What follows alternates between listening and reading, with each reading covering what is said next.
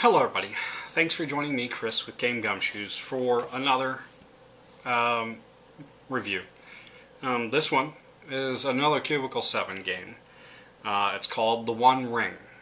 Yes, it may sound like it's a J.R.R. Tolkien type of game, and it is. The point behind The One Ring, though, is that you're not playing the main characters. In fact, as a general rule, you want to have your adventure that is an adventure that's going on simultaneously with the other adventures, basically. And your party is doing something to help try to save Middle-earth. But you're not, disposing of the ring. I mean, they could find a fake ring and think that it's the One Ring and feel the need to destroy it, but, that's your option as what they call a lore master. Now, when you buy the One Ring, you get this box set. Nice hard shell case. It does transport well. I know I always like to talk about that. Inside that hard shell case, you are going to get the Adventures book, nice and thick. I think this game retails for about $50, so you're definitely getting a good deal on this one. You get the Lore Master's book, which in most games is like the GM's book or Game Master or Dungeon Master or whatever, but in this one you're the Lore Master. So you use these books to do your adventure. You get two maps. One is just a nice and pretty little map. It'd be fun to hang up on the wall. You could give it to your party of adventurers, and they can sit there and look at it and go, okay, well, this is where we're supposed to go, but it doesn't really tell a lot on how they're going to get there. It does have a chart breakdown on how far you're traveling and things, and it's got a lot of the places that you recognize from Lord of the Rings and The Hobbit, but they're not actually, like I said, you're not really interacting with those characters. If you're not worried about canon, feel free to interact with them. Maybe you did something along the way that helped them out. Say you're a group of elves that happen to be the people in the background that stopped, all the monsters from, preventing Frodo or Bilbo Baggins or any of them from, accomplishing their missions that they were on. You also have the DM's map. Now, the DM's map is an actual hex map, and so it gives you your actual movement. It's got little glyphs to tell you the different cities and stuff like that. I like them both, and they're fun to use, and if you have a large party of people, say the local role-playing game group that I deal with, they usually have about 9 people play, so it's good to have resources on both ends of the table. Now, the other thing you get when you get this kit is a customized set of dice. You might think, hey, those are just D6. These are not just D6. 1, 2, and 3 are all just outlines.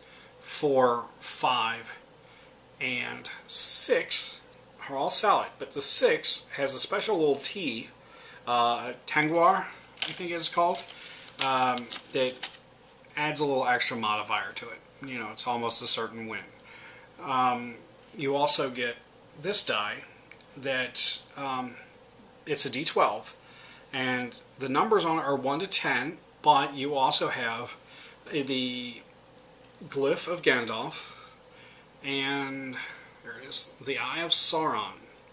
Now, in a standard role-playing game, you have the nat 20s, or you roll a 1. Well, in this game, if you roll the Eye of Sauron, it's basically like rolling a 1. You're almost guaranteed a failure. You roll a Gandalf, and no matter if your regular dice roll succeeds or not, you actually do succeed. I did notice that there are special spells and things like that some of the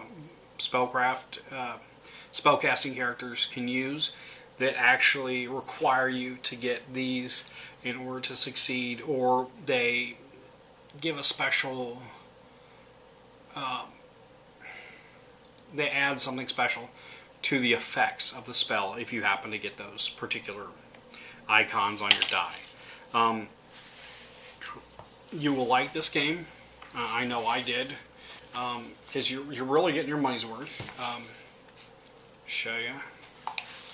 This is what your character sheets look like.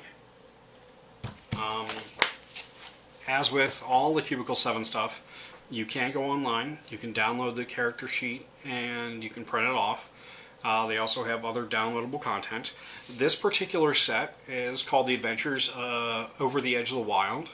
I do know that there is a Seatown one. I don't know what the exact name of it is, but it was being released about the same time this is done, and it has a Game Master screen with its little book. And from what I understand, they're supposed to do the 3 different ages of of Tolkien's books. So you've got this one, and then 2 others that will be coming out that I know of. The pictures in the books, the way the characters are set up. This is another game system that reminds me of the West End Games D6. It's going to be one of those things where you read through the book, you can skim through it, and you can pretty much start playing a game right then and there. I found it very simple to sit back and play, and like most games, if you really wanted to make your adventure better, you can sit there and fudge rolls if you need to, and the characters, the types, it's all pretty amazing. They have interesting names, which are kind of a Tolkien staple. So some of them will be difficult to pronounce.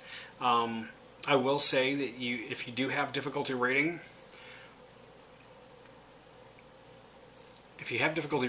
and you haven't read any of Tolkien's stuff, you will find yourself stumbling.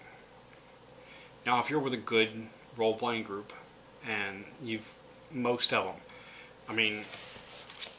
Tolkien, whether it's The Hobbit, whether it's Lord of the Rings, whether it's Sir Gawain and the Green Knight, most of them have read some sort of Tolkien and can sit there and walk you through the basic ideas. If you've seen the movies, anything like that, you're going to have a good idea of what you're doing. And if you've played any kind of fantasy role-playing games, then you've got most of the idea right then and there. All you really need from this system is to learn how they create characters and what the dice mean. Beyond that, it's going to be a great game for you, especially if you're trying to get friends into reading, if you want to get them into role-playing. Because the D6 type system, it will be very easy for them to learn, and it'll be something that'll kickstart them into a much broader world of role-playing games. I'm not saying they'll ever get to the GURPS level, where making a character is a chore, but they will love this, they'll play it with you, and they may try other games with you as well. But when you're at Gen Con, if you go to Gen Con, or hey, if you're just at your local game shop, check and see if they've got any of the products from Cubicle 7. They've got great Victoriana stuff that I've looked at. I think they've got a Cthulhu product as well this year. So check them out. Hope to see you at Gen Con.